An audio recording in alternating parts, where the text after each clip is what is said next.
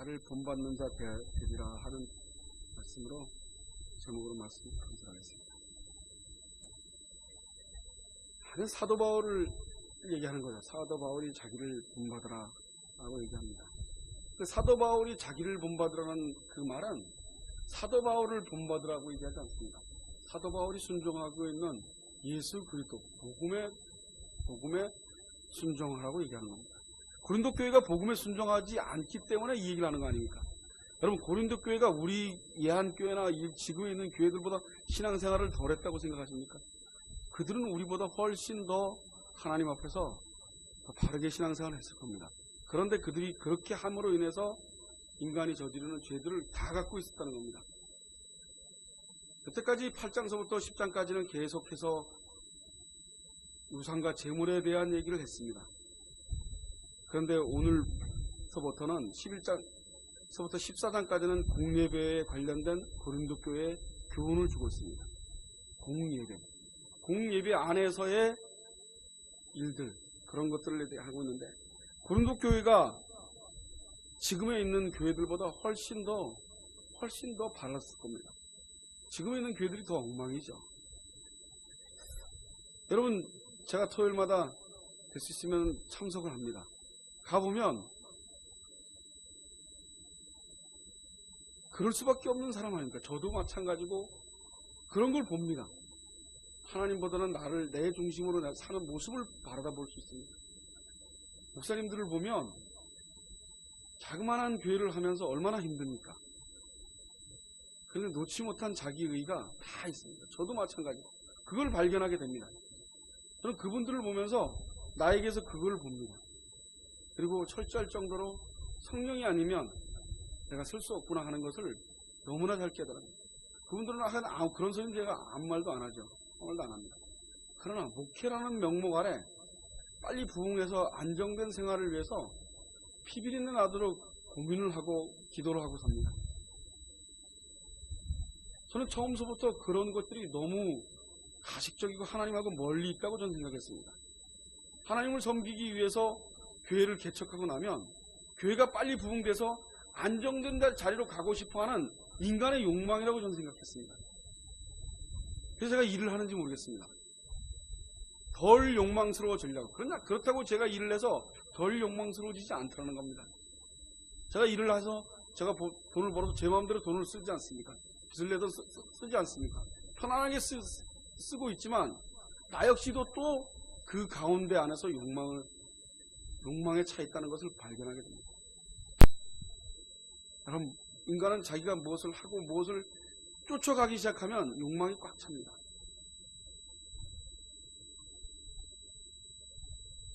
그들이 공예배를 드리면서 그들이 예배의 중심에 있지 않고 자기들의 모습으로 예배를 드리기 시작했기 때문에 오늘 사도 바울이 그들에게 얘기하고 있는 겁니다. 공예배에서 제대로 된 예배를 드리지 않으니까 거기에다 그래서 나를 본받으라고 얘기하는 겁니다. 사도 바울이 잘났고 인간적으로 사도 바울이 너무너무 괜찮은 인간에서 본받으라는 것이 아니라 지금 성령이 함께하고 있는 사도 바울, 교만에 의해서 사도 바울이 나를 본받으라는 것이 아니라 성령이 함께하고 있는 그 예수님, 내가 전하는 그 예수님에 대해서, 그래서 1절서부터 그럽니다. 나를 본받으라 그러는 건 아니면 너희가 모든 일에 나를 기억하고 또 내가 너희에게 전하여 준 대로 그 유전을 너희가 지킴으로 너희를 칭찬하노라. 그러면서 이제 남자의 머리는 예수님고 여자의 머리는 남자고 예수님의 머리는 하나님이시고 라는 순서, 질서를 얘기를 합니다. 여러분, 어떻게 들리실지 몰라도 이 질서는 굉장히 중요합니다. 이 질서는 여러분들하고 관계없습니다. 여러분들 여자이기 때문에 남자에게 순복해야 된다. 어떤 종의 관계의 질서를 얘기하지 않습니다. 종의 관계의 질서를 얘기하는 것이 아니라 하나님 안에서 예수님으로 믿는다면 남편에게 복종하는 것이 여자가 하는 일입니다. 억울하지만 어쩔 수 없습니다. 정말 예수를 믿는 사람이라면 남편에게 복종하는 거예요. 남편이 때로는 돈도 못 벌고 바보스럽고 좀 그래도 그에게 복종할 수밖에 없는 게 법입니다. 법. 그게 하나님의 법입니다. 어떻게 생각하면 여자들이 굉장히 억울하고 화가 나겠죠. 그래서 두건 쓰는 문제가 예배에 와서 기도할 때 두건이 쓰지 않는 사람이 기도하게 되면 문제가 심각합니다. 학자들은 여러 가지 설을 얘기를 합니다. 어떤 학자들은 그 당시에 두건을 쓰지 않았던 사람들이 귀족들 부인, 그리고 신전에서, 이단의 신전에서, 그 신전 안에서 있었던 창녀들, 그들만 두건을 안 썼답니다. 그래서 하나님이 구별되게 여자의 머리에 두건을 쓰게 했다고 어떤 학자들은 그렇게 얘기합니다. 그게 뭐 완전한 정답인지는 모르겠지만 그 당시 고린도 교회 안에서의 그 고린도 시대 상황 속에서 보면 여자들이 두건 쓰는 문제가 여자들한테 정결한 예배의식에 의해서 공예배 안에서는 두건을 쓰지 않으면 안 된다고 얘기합니다. 근데 그들이 두건을 쓰지 않고 기도하고 예언하고 방언을 했던 겁니다. 그래서 오늘 이 말씀을 하고 있는 겁니다. 그래서는 안 된다는 거죠. 두건을 쓰고 해야 됩니다. 왜냐하면 안 그러면 머리를 박박 깎던지. 근데 머리를 박박 깎는 건 여자에게 굉장한 수치랍니다. 두건 자체도 수치지만 머리를 박박 깎는 건 더 수치라는 거죠. 그 당시에. 그것은 죄를 지은 사람들 아니고는 머리를 박박 깎지 않게 합니다. 여자들이 죄를 지면 머리를 박박 깎아 놓든지 그렇게 합니다. 왜 이 문제가 어디서부터 시작됐겠습니까? 아담과 하와에 시작됐습니다. 뱀이 유혹을 해서 그 유혹에 빠진 게 여자가 아닙니까? 그러는데 말하면 그 죄 때문에 여자들이 굉장히 힘들어지는 거죠. 삶이 버거워지는 거죠.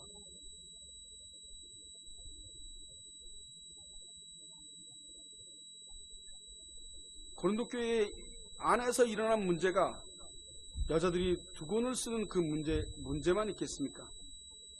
근데 여기 보면 그러나 3장 3절부터 10절째 보면 그러나 내가 너희를 알기를 원하노니 각 남자의 머리는 그리스도요 여자의 머리는 남자요 그리스도의 머리는 하나님이시니라.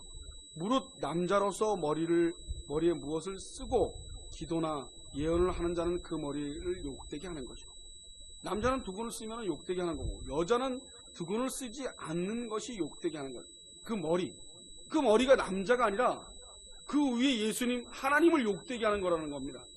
그렇기 때문에 두건을 써야 되는 거예요. 이유 없는 거죠. 그 당시에 고린도 교회 안에서는 두건을 안 쓰면 여자가 기도도 못하고 방언도 못하고 하나님의 일 자체를 아예 하지 말아야 되는 거죠. 아예 아무것도 하지 말아야 되는 겁니다.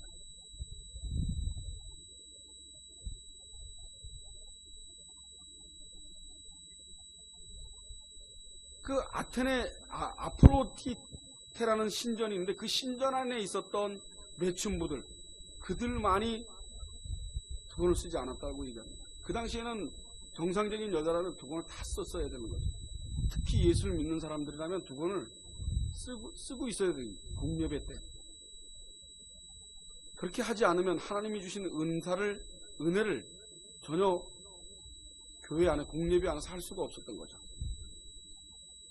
고린도전서 14장 26절에 보면 그런즉 형제들아 어찌할꼬 너희가 모일 때 각각 찬송시도 있으며 가르치는 말씀도 있으며 계시도 있으며 방언도 있으며 통역함도 있으니 모든 것을 덕을 세우기 위하여 하라. 만일 누가 방언으로 말하거든 두 사람이나 다불과 세 사람이 차서를 따라하고 한 사람이 통역을 갈 것이다. 여기 차서라는 말이 나옵니다. 이 차서라는 말은 질서를 얘기합니다. 질서를 따라서 한 사람이 통역을 해야 된다는 거예요. 방언을 하고 나면 통역하는 사람이 있어야 된다고 얘기하는 거죠. 저는 우리 교회들이 통역하는 문제에 대해서 좀 심각하게 생각을 해야 됩니다. 제가 토요일날 예배 드리러 가면 어떤 사모님이 방언을 하는데 굉장히 거슬립니다. 그럼 방언은 조심히 해야 됩니다. 조심히. 내가 하나님입니까? 내가 하나님이 준 거라고 확신하고 방언을 한다는 것은 굉장히 어불성설입니다. 어불성설. 조용히 혼자 앉아서 남이 들리지 않게 방언을 하셔야 됩니다. 남에게 거슬리는 이상하게 언어도 아닌 것 가지고 계속 떠듭니다. 계속. 우리 한국교회 방언은 부질서합니다. 방언을 하지 말라고는 성경은 그렇지 않습니다. 방언은 해도 되는데 방언이 남에게 피해주는 방언을 하지 말아야 됩니다. 누군가가 통역할 수 있어야 됩니다. 성경은 통역하는 사람이 있었을 때. 그리고 언어입니다. 방언은 분명히. 언어가 되어 있지 않으면 방언을 하지 말아야 됩니다. 그게 무슨 버스라치고 하나님께 받은 엄청난 은혜니까 방언을 못 받은 사람은 예수를 믿는 사람 아닌 것처럼 한국교회가 그렇게 몰아갔습니다. 한동안. 지금은 그게 좀 덜하겠죠. 아니 지금도 어느 교회들은 방언 못 받으면 난리 납니다. 한국교회가 하는 일들이 그런 겁니다. 뭘 못하면 남들이 했던 걸 뭘 못하면 저 사람이 믿음이 없는 사람이에요. 그런 건 절대로 맞지 않습니다. 여러분 하나님은 각자에게 준 은혜가 있습니다. 저에게 주는 은혜, 여러분들에게 주는 은혜가 다 틀립니다. 그 은혜를 감지하냐 못하냐 차이가 엄청난 그것만 차이가 있을 뿐이지 하나님 계속 은혜를 부어주는데도 우리가 무뎌서 그 은혜를 못 받아서 우리가 그 느낌이 없어서 그러는 거지 잴 수가 없습니다. 어떤 은혜가 더 크고 나는 이렇게 사니까 난 하나님 앞에서 더 열심히 믿는 사람이고 그럴 수 없습니다. 여러분 조그만 아이든 어른이 됐든 간에 믿음의 분량은 인간이 측량할 수 없습니다. 질서에 따라 하라고 합니다. 유다서 1장 6절에 보면 천사가 자기 지위를 지키지 아니하고 자기 처소를 떠나 천사를 결박하여 영원한 심판의 때까지 거두어 두었느니라. 천사가 자기 지위를 떠나서 무엇을 했습니까? 아담과 하와를 유혹하는 일을 해서 범죄하게 했습니다. 그래서 아담과 하와가 선악과를 따먹을 수밖에 없고 그 따먹은 것 때문에 돕는 배필했던 하와는 엄청난 벌을 받습니다. 여러분 해산의 고통을 받지 않습니까? 해산의 고통을 받고 그리고 남편이 너를 다스릴 것이라고 했습니다. 창세기 3장 16절에 보면은 여자에게 해산의 고통을 크게 더하시고 라고 나옵니다. 크게 더하시고 그리고 남편을 사모하게 될 것이라고 합니다. 근데 여기 사모한다는 말이 자기 손에 쥐고 싶어 한다라는 뜻입니다. 여자들이 남자를 자기 손에 쥐고 싶어 한다는 뜻입니다. 사모한다. 남편을 사모하게 될 것이라. 해산의 고통도 좋지만 남편을 사모하게 될 거다. 남편을 손아귀에 쥐고 흔들고 싶어 하는 마음이 여자들한테 다 있다는 겁니다. 여러분 부부싸움 왜 합니까? 성경대로 하면 부부싸움 있을 수 없습니다. 남편이 좀 여자에게 억울하게 해도 아무 소리 안 하고 참고 순종하고 복종하고 살면 아무 일 없습니다. 남편에게 복종하는 게 아닙니다. 예수님에게 복종하고 하나님께 복종하는 겁니다. 그게 질서입니다. 남편이 좀 어수락하고 돈 좀 적게 벌고 내가 돈 좀 많이 벌어. 그러면 요즘 여자들 어떻습니까? 왜 나라가 이 꼴이 되고 왜 우리나라가 점점 이상해지는가? 자식이 정상으로 보면. 아내가 남편에게 복종하는 사람들 가정 보면 거의 자녀들이 바르게 자랍니다. 모든 것이 바르게 갑니다. 근데 남편이 똑똑해서 그렇습니까? 그렇지 않습니다. 하나님에게 복종하고 살기 때문입니다. 하나님 말씀에 복종하고. 여러분 그게 억울해도 어쩔 수 없습니다. 성경이 그렇게 얘기하고 있기 때문에 여러분은 어쩔 수 없습니다. 왜 난 여자로 태어나갖고 우리 남이처럼 이제 처녀인데 왜 여자로 태어나서 난 저런 말에 내가 걸려서 살까라고 할 생각도 할 수 있겠죠. 그러나 그렇지 않습니다. 남편에게 복종하고 살게 되면 그러면 하나님 앞에서 엄청난 복을 받습니다. 여러분 남편이 똑똑해서 복종하라고 얘기하는 남자가 잘나서 남자에게 그러지 않습니다. 그것 때문에 하라고 얘기하지 않습니다.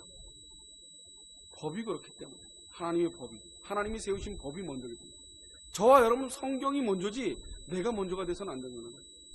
여러분 제가 목사인데 제가 하나님이 하지마 그러면 하지 말아야 되는 게 제가 할 일이지 하지 말라는데도 계속 내 마음대로 하는 건 그건 할 일이 아니죠.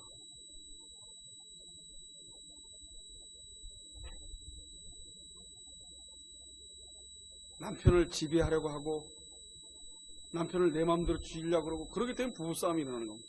억울하시죠? 얼마나 힘듭니까? 사는 게. 예? 내 한 몸도 힘들어 죽겠는데 거기다가 성경은 더 힘들게 하지 않습니까?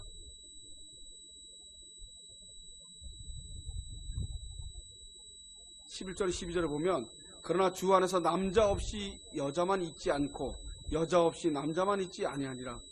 여자가 남자에게서 난 것 같이 남자도 여자에게로 말미암아 낳았으니 모든 것이 하나님께로서 낳았느니라. 그렇게 얘기합니다. 그리고 사도 바울이 13절 16절에 보면 너희 스스로 판단하라. 여자가 쓰지 않고 하나님께 기도하는 것이 마땅하냐? 만일 남자가 긴 머리가 있으면 자기에게 욕되는 것이 본성이니 너희에게 가르치지 아니하느냐? 만일 여자가 긴 머리가 있으면 자기에게 영광이 되나니 긴 머리는 쓰는 것을 대신하여 주신 영권이라. 변론하려는 태도를 가진 자가 있을지라도 우리에게나 하나님의 모든 교회에는 이런 규례가 없는다. 바울이 너희가 스스로 판단하라고 합니다. 그리고 여자가 쓰지 않고 하나님께 기도하는 것이 마땅하냐고 반문합니다. 인간의 본성을 예로 들면서 남자의 긴 머리가 있으면 자기에게 욕되게 되는 것이 본성이라고 얘기합니다. 그리고 여자에게 긴 머리가 있는 것은 자기에게 영광이 된다고 성경은 얘기하고 있습니다. 여자에게 긴 머리는 쓰는 것을 대신해 주기 때문에 그래서 그 영광을 위해서 그 두건을 쓰는 겁니다. 그 당시에 예배 안에서 얘기했던 겁니다. 그 당시.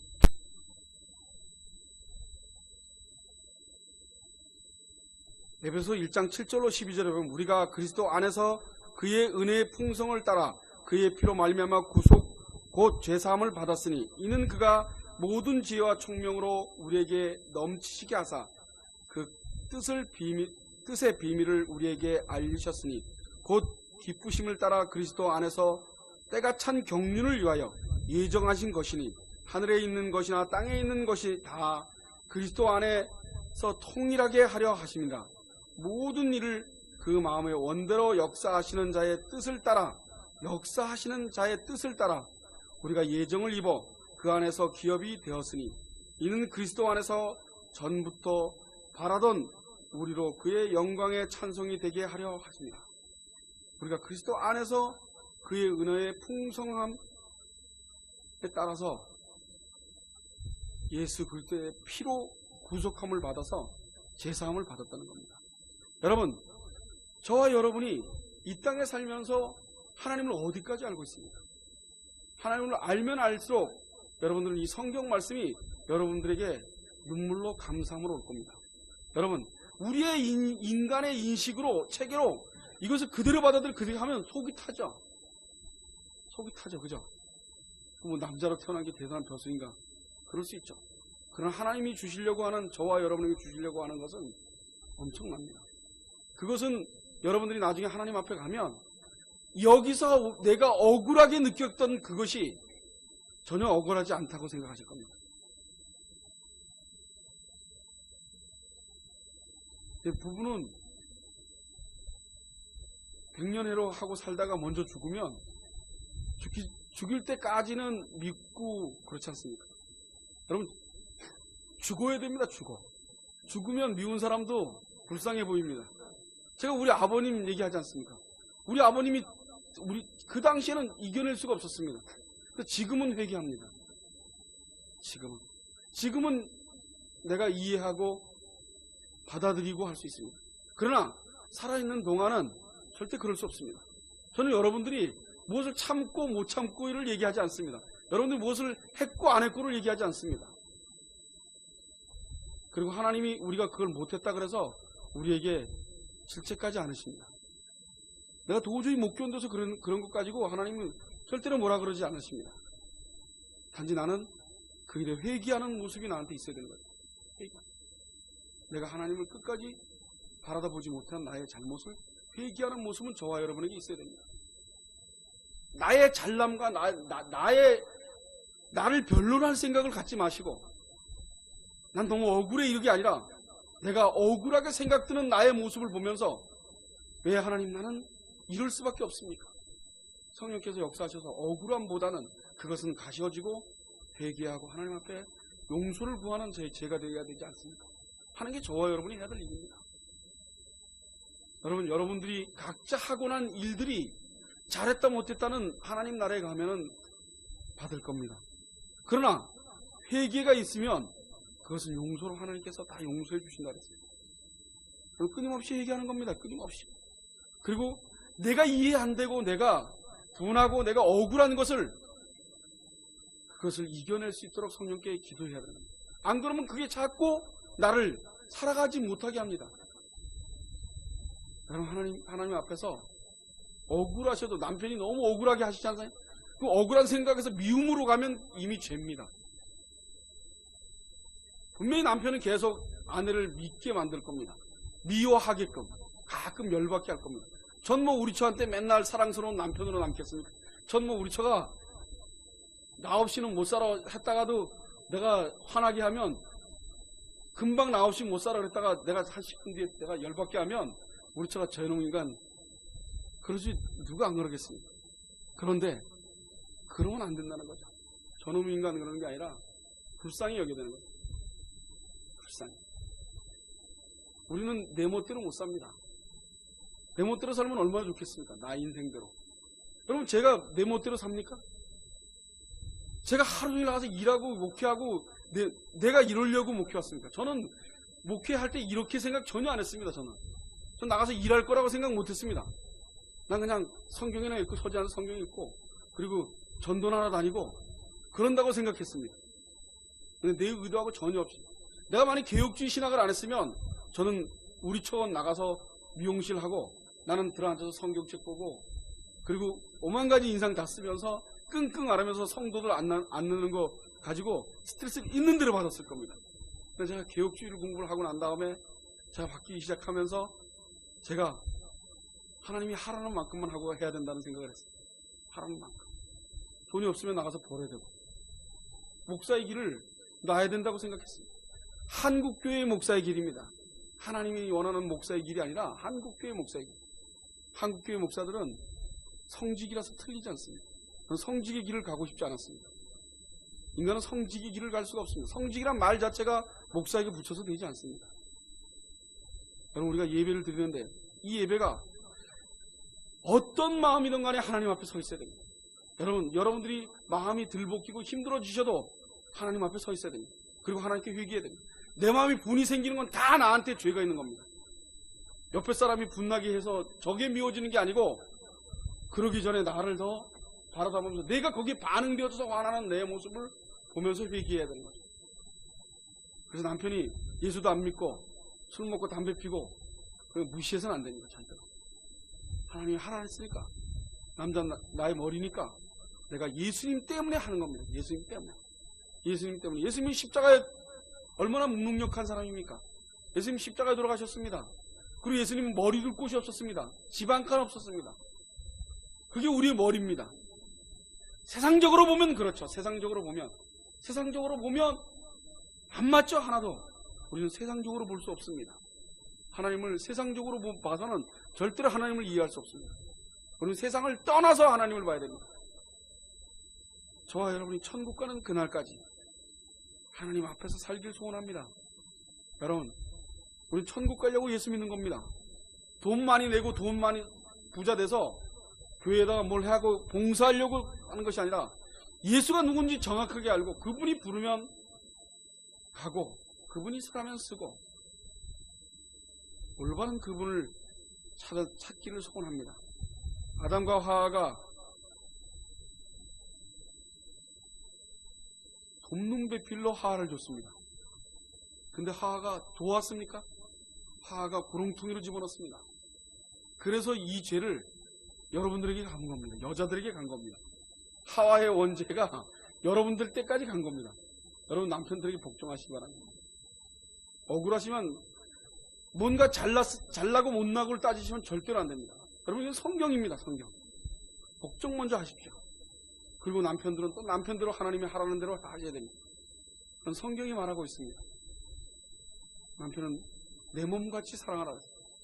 그럼 제가 신학에 열심히 공부하고 다니다가 너무너무 힘들었습니다. 내가 갖고 있던 사고를 도저히 기입할 수 없었습니다. 제가 배우는 신학하고 내가 여태까지 살아온 나는 뭐야? 난 로봇이야? 그 기간이 한 3년 갔습니다. 너무너무 힘들었습니다. 국제를 다니면서 너무너무 힘들었습니다. 조직신학을 공부하고 너무너무 힘들었습니다. 때로는 막 내가 광분할 정도로 막 울고 그랬습니다. 그런데 어느 날서부터 맞습니다. 로봇 맞습니다. 하나님 하라는 대로 하고 살겠습니다. 내 의도와 관계없이 하나님의 의도대로 살겠습니다. 라고 그런 신앙 고백이 나오기 시작했습니다. 그리고 어느 날 진정한 갈비뼈가 뭐냐고 내가 우리 집사님들한테 그때 공부하면서 그런 얘기한 적이 있을 겁니다. 진정한 갈비뼈가 뭐냐? 진정한 갈비뼈는 내 아내를 내가 힘들게 하면 얼굴이 찌그러지면 내 가슴 쪽 한쪽이 쓰려야 된다는 거죠. 그걸 깨닫기 시작했습니다. 그러면서 내가 우리 아내에게 화내고 분내고 막 이랬을 때 하나도 기분이 안 나빴던 나의 모습을 보면서 해결을 얼마나 많이 했는지 모릅니다. 그리고 화를 내면 진짜로 마음이 아프기 시작했습니다. 진짜로. 우리 아내 얼굴을 보면서. 그게 아직까지 살아남진 않았죠. 그 당시에는 은혜 받을 때는 정말 내가 참지 못해서 우리 처한테 화를 확 내고 나면 우리 처가 소리 주고 있으면 내가 힘들어서 더 화를 못 냈습니다. 내가 힘들어서. 그게 진정한 갈비뼈입니다. 그 진정한 갈비뼈를 대한다면 여자가 남편을 복종 안 하겠습니까? 그죠? 여러분, 돕는 배필로 아내는 남편에게 있는 겁니다. 그러지 않으면 저와 여러분이 힘들어집니다. 여러분 서로 사랑하라고 하지 않습니까? 서로 사랑. 여러분과 제가 사랑하지 않으면 그럼 너무 힘듭니다. 무슨 말을 해도 고깝게 들립니다. 그런데 서로 사랑하면 기분 나쁜 얘기 했는데도 찰떡같이 듭니다. 그렇죠? 여러분 교회가 어떻지 않습니까? 싸우고 나가는 거 보면요 성경이 없습니다. 교회가 갈라지는 거 보면 한번 틀어지면은 돌이키질 않습니다.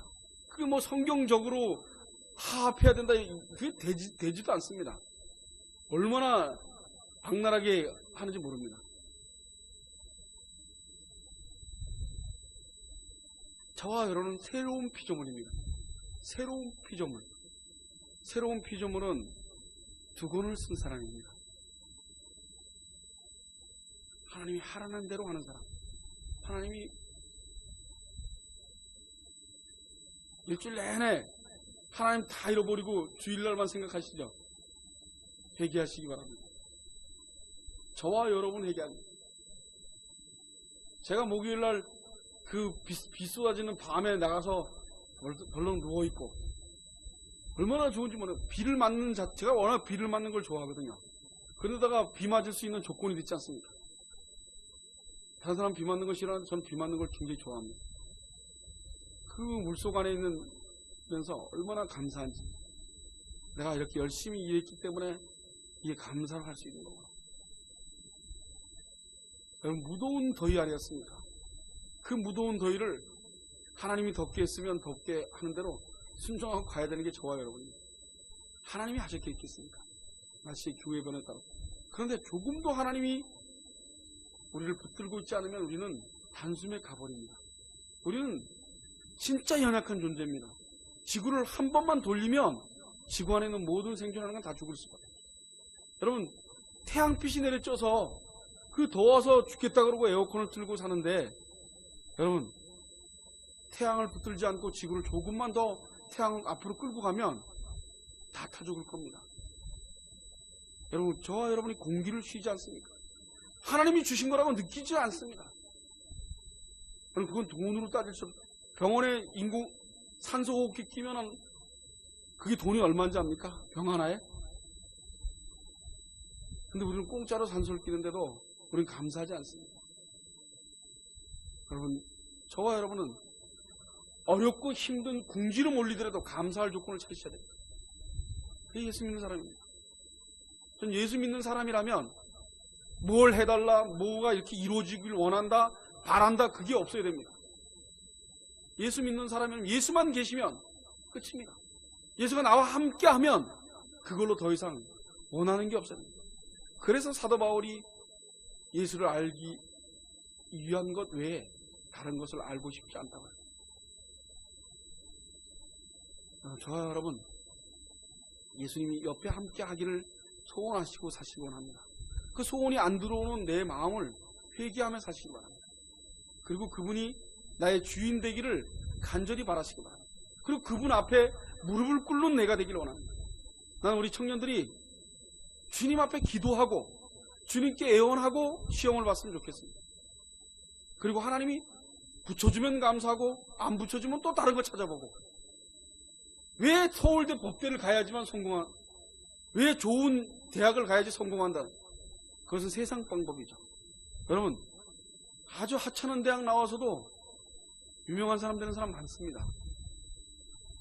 그것은 하나님을 섬기고 하나님을 따라가고 하나님의 법에 안에서 사는 사람은 하나님께서 지키십니다. 그럼 이 땅에 사는 것이 성공이 아닙니다.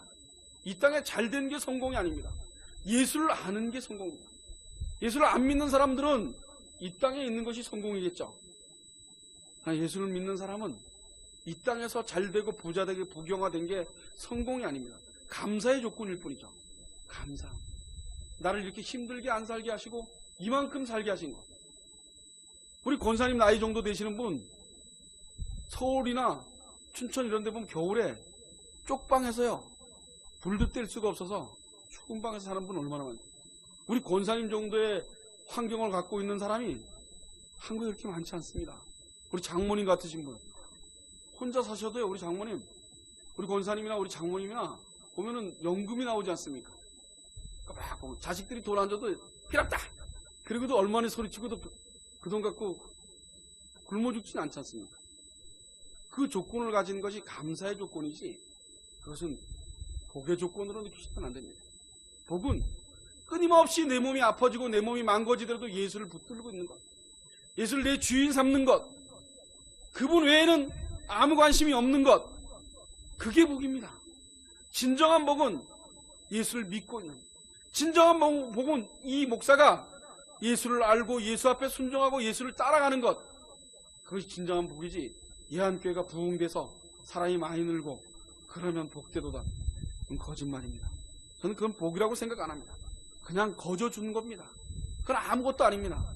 예수가 나의 주인 되어지고 예수님 앞에 순종 안 되어지는 나의 모습을 보고 그 모습이 보여졌을 때 복이라고 생각합니다. 전 철저하게 그게 복이라고 생각합니다. 제가 예수를 모르고 나대고 세상을 살다가 또 예수와 멀어진 나의 모습을 발견했을 때 난 그게 복이라고 생각합니다.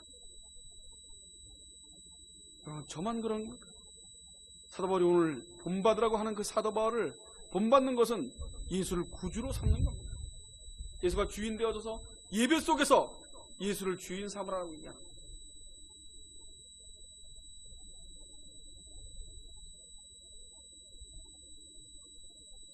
고린도 교회에는 여자들이 은사를 많이 받았습니다.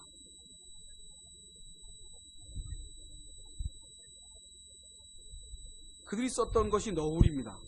그들은 여성다운 모습으로 그 너울을 썼어야 됩니다. 그 가운데서 은사를 행하지 않으면 그것은 하나님 앞에서 영광을 드리는 일이 아니었습니다. 구원받은 여자는 남편의 권위에 순복할 줄 아는 여자입니다. 그리고 자기 남편보다 돈을 더 많이 벌어도 조건이 더 커도 남편을 무시해서는 안 됩니다. 여러분, 그래 보십시오.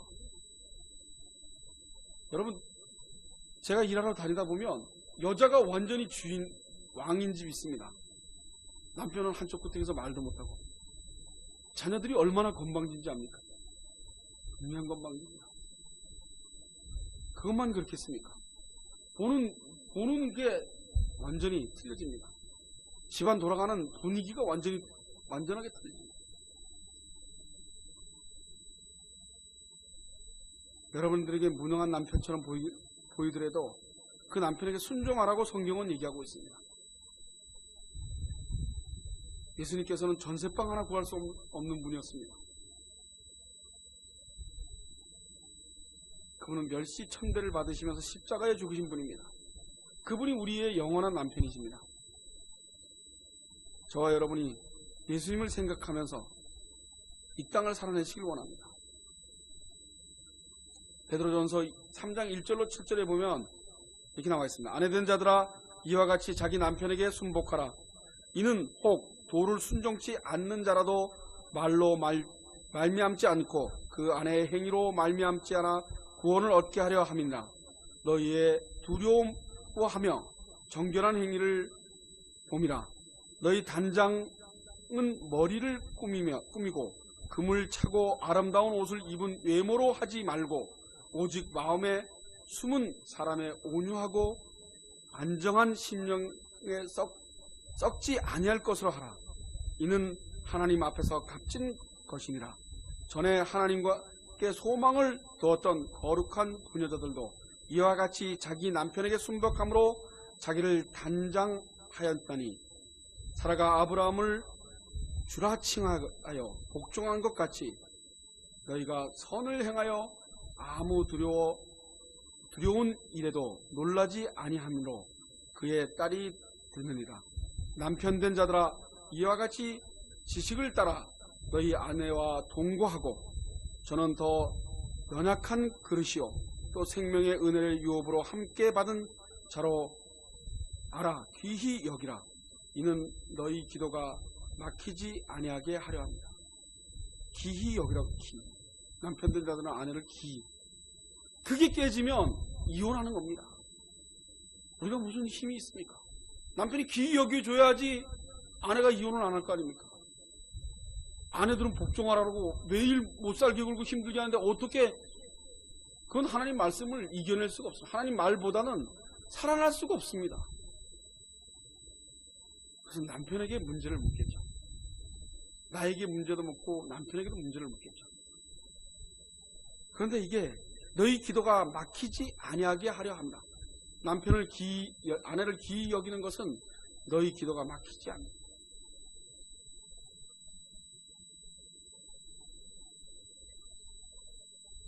연약한 그릇이라고 얘기합니다. 연약한 그릇. 아내는 연약한 그릇인데, 연약한 그릇. 언제든지 부셔지고 깨지고 망가지는. 여러분, 아내를 귀히 여기는 저와 여러분이 되시고, 아내들은 어떻게든지 남편에게 복종하도록 최선을 다하시기 바랍니다. 여러분, 미웁습니까? 그건 왠지 압니까? 손아귀에 넣기 위해서 미운 겁니다. 내가 의도한 대로 안 해주니까 미운 거죠. 그죠? 남편이 내 의도대로 안 해줘도 미워하지 마십시오. 억울해도 할 수 없습니다. 그건 곧 하나님을 미워하는 겁니다.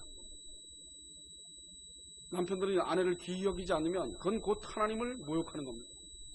저와 여러분은 하나님의 백성이고 하나님이 낳은 자녀입니다. 여자나 남자나 동일하게. 그런 의미에서 순위가 있을 수 없습니다. 높고 낮으니 건방 떨면 안 된다는 거예요. 서로 섬김의 사람들입니다. 돕는 배필.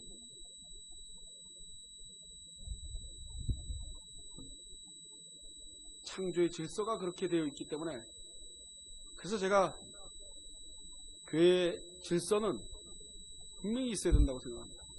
그런데 권위의 질서가 아닙니다. 하나님의 법의 질서지. 그것은 서로 사랑하는 겁니다. 서로 존중하고 서로 사랑하는 것이 질서지, 장로고 목사고 그래서 교회 주도권을 다 가지고 성도들의 말은 듣지 않고 장로나 목사들이 알아서 의논해서 그냥 통과시켜서 자기네들끼리 하고, 그건 있을 수 없습니다. 여러분, 법이 있습니다. 임원회를 하고 난 다음에 당회를 해야 되는 겁니다. 다 모여서 앉아서 당회에서 그 임원회에서 결정된 것을 당회에다 놓고 당회가 결정해서 통과시켰을 때 그것이 효력이 되는 겁니다. 그렇지 않으면 교회가 교회 모양이 아닙니다. 교회는 최고 연약한 사람의 목소리를 듣는 것이 교회입니다. 기득권을 갖는 사람이 주인이 아닙니다.